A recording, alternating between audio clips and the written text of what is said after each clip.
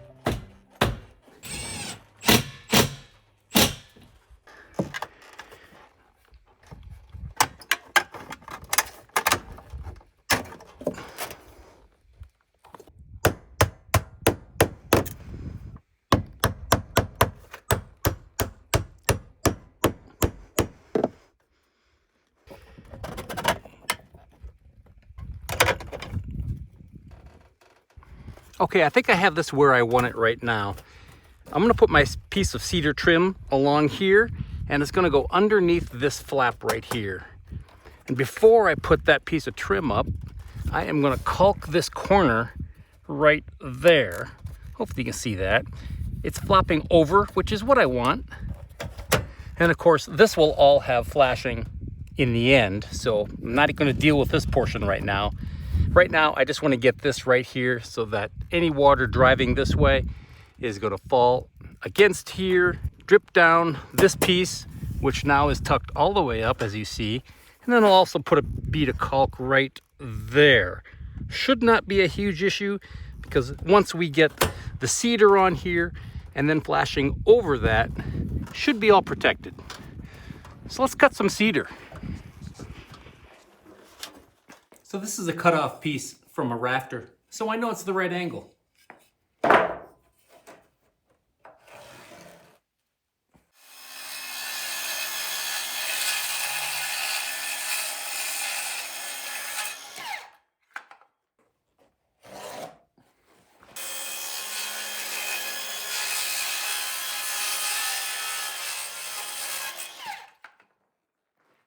This is a 12-footer, a little bit longer than I need. I'll trim it on site.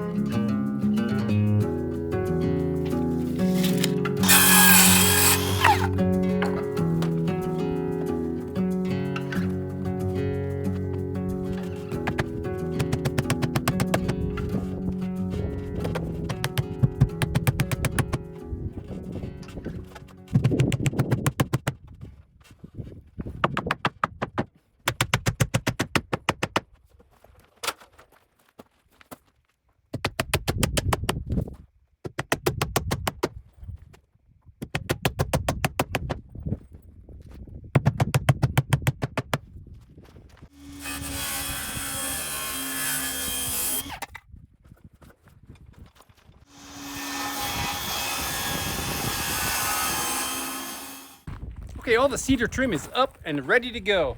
Now I just have to stain it. I'm gonna go ahead and do that real quick, get that out of the way before I put tar paper up on top of the roof. You probably saw that I just went ahead and hand nailed everything. I just didn't think it was worth getting the air compressor out. So when I was hand nailing that, perhaps you saw my new toy. Check this out.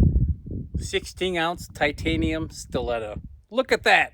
I know, only reserved for the most advanced framers in the world. What am I doing with it? I don't know. Thank you, Karen. Yes, I had a birthday last week. I can't be 43 forever, so I had a birthday. But yeah, Karen listens to me. She heard me talk about the hammers that I like and the hammers that I want. 16 ounces. The last hammer I bought, I think it was about 8-9 months ago, late last fall, I believe. That's 20 ounces, 20-ounce framing hammer. This 16-ounce hammer hits about as hard, and it's a lot lighter to swing. It is just a really nice hammer. Can't say enough about it. I'll put a link to it in my video description, but they are not sponsoring me. Not that I'd turn them down or anything. So thank you, Karen. Awesome hammer. Speaking of birthdays, I have a question for you. And in the past I've asked questions and you are the best. Without fail, you answer it, and I appreciate that. So my question to you is, how old are you?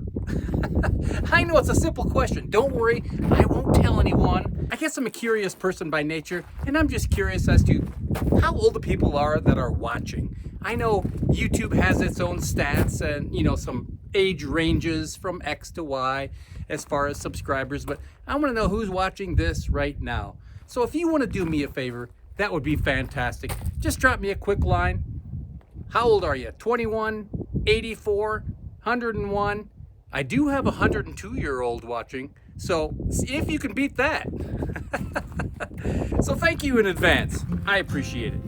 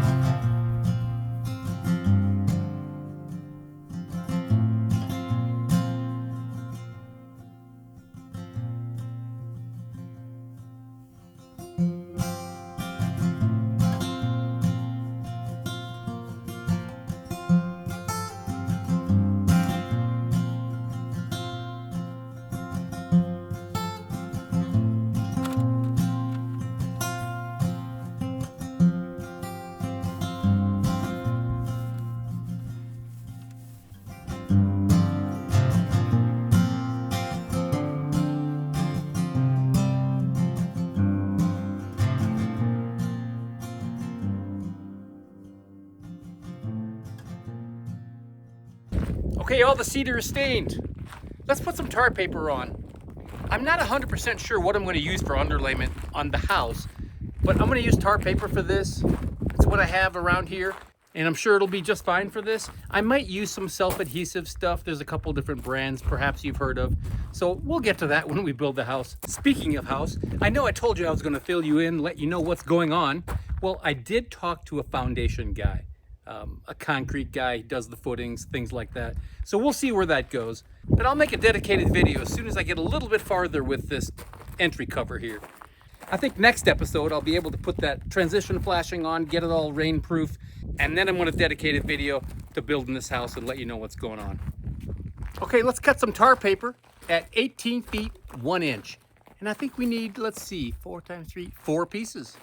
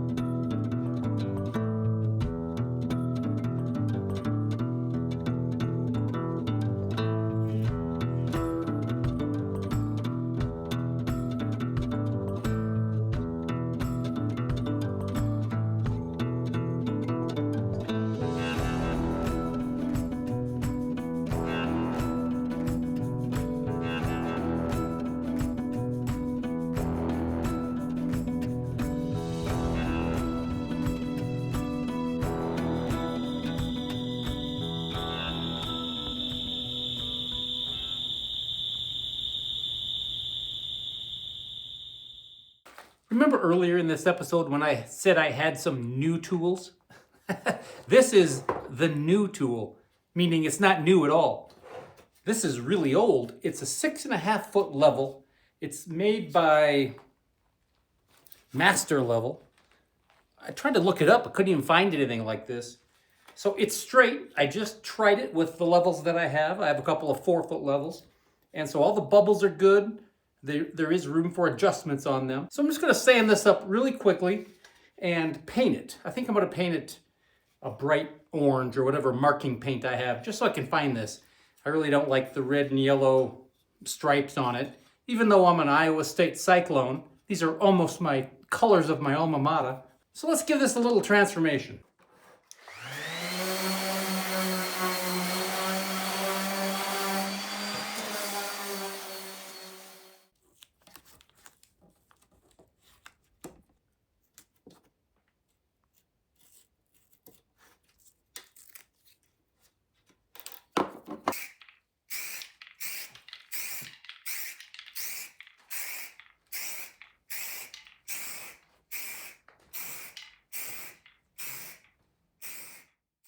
Well, we're back at it again this morning. We're ready for steel.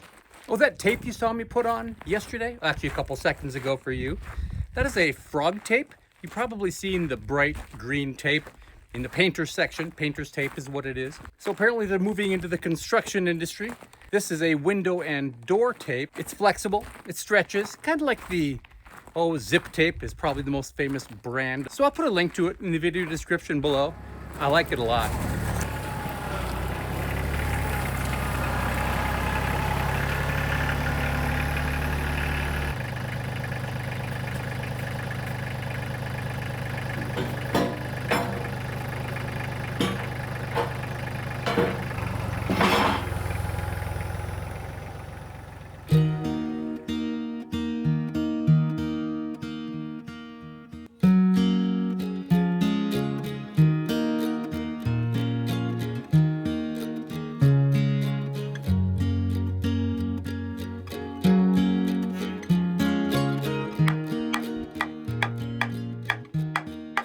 Okay, the first thing I'm going to do is drill holes in this thing.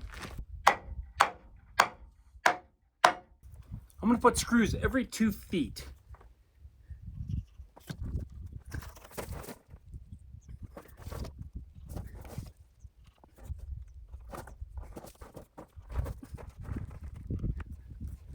The screws go in the flat. I know it's a big controversy to some people. It does not go up on the ridge. It goes in the flat. Manufacturer says you should do that, so I'm gonna do it. I'm not gonna put screws on the very outside edge of this where my trim is gonna go, or my gable flashing, because this edge is gonna be fastened down through that gable flashing. Helps put a couple clamps on this thing. Keeps them from sliding around. I've broken off several drill bits forgetting to do that. You get 1 or 2 layers and they shift a little bit, pinches that bit. You don't want that. So anything you can do to keep these in line and in one position, that's a good thing.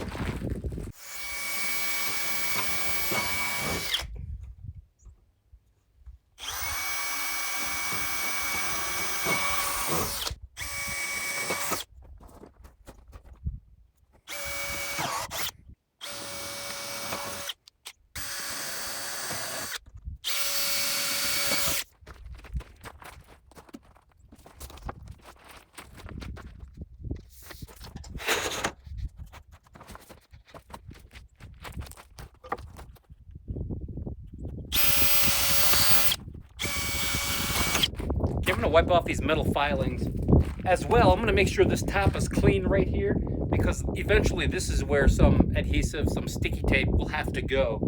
So I want to make sure this is clean now down here while I'm thinking about it.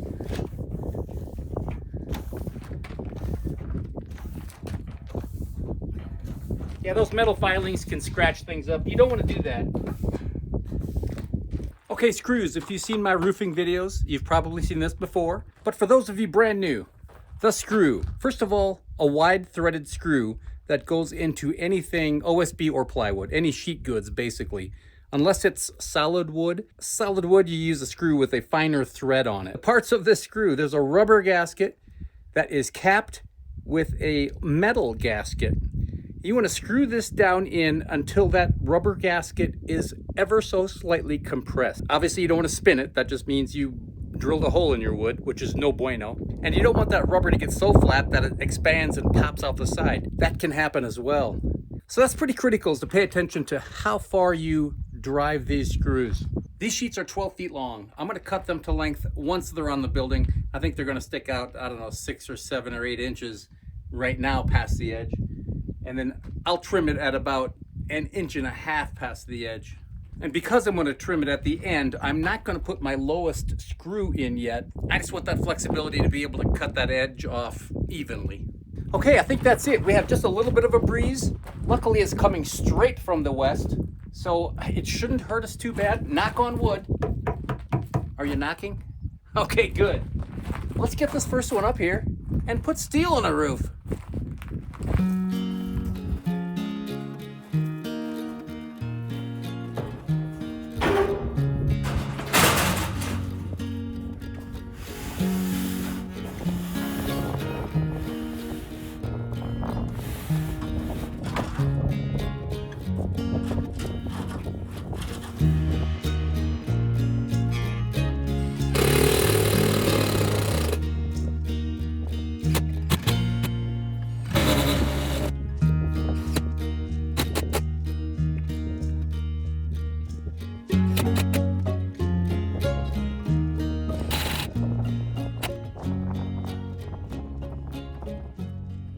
These panels are not symmetrical. This edge has a flat spot. This edge does not. This edge goes flat on the deck first, and this edge of the next sheet goes over it.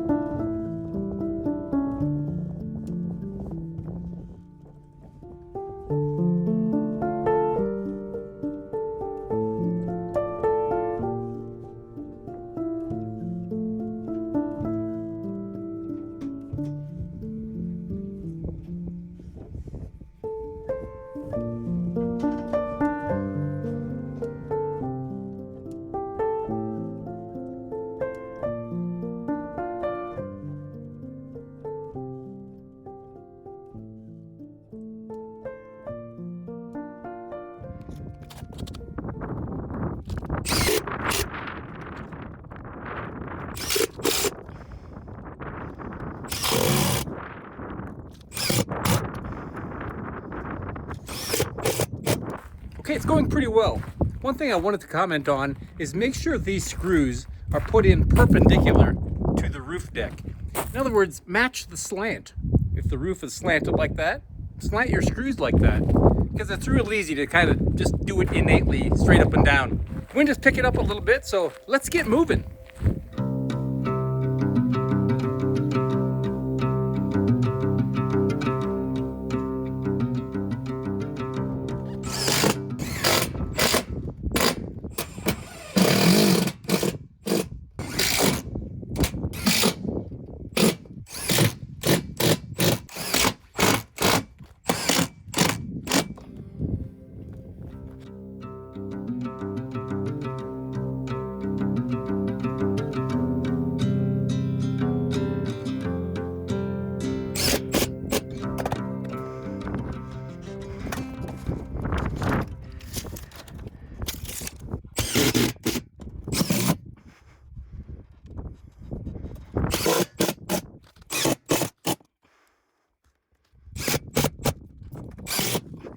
Okay, let's trim this up. I'm going to leave about 1.5 inches up there, and that's it. Then after that, I have about a half a dozen screws up there, and then that'll be it.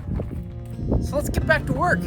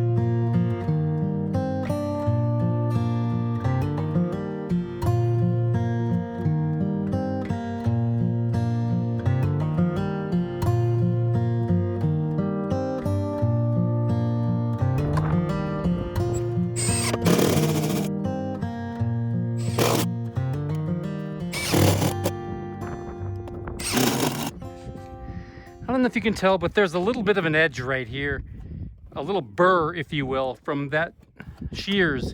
So I'm going to take this file and just file this top edge off just a little bit so everything slides off of here real nicely.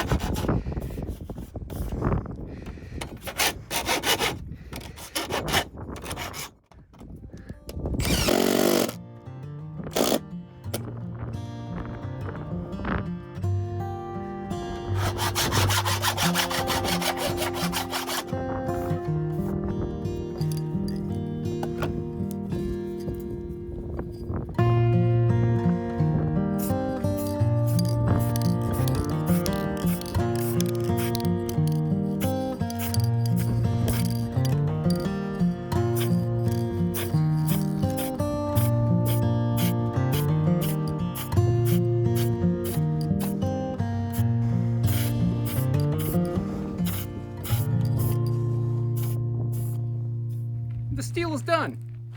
Of course, I have to put trim on. I have to put that transition flashing up there, but we'll get that next episode. You saw how I touched up that paint? I don't like bare metal being exposed like that. We're pretty low risk for rusting up here, but I still feel better about touching up those ends. I know the paint wasn't perfect.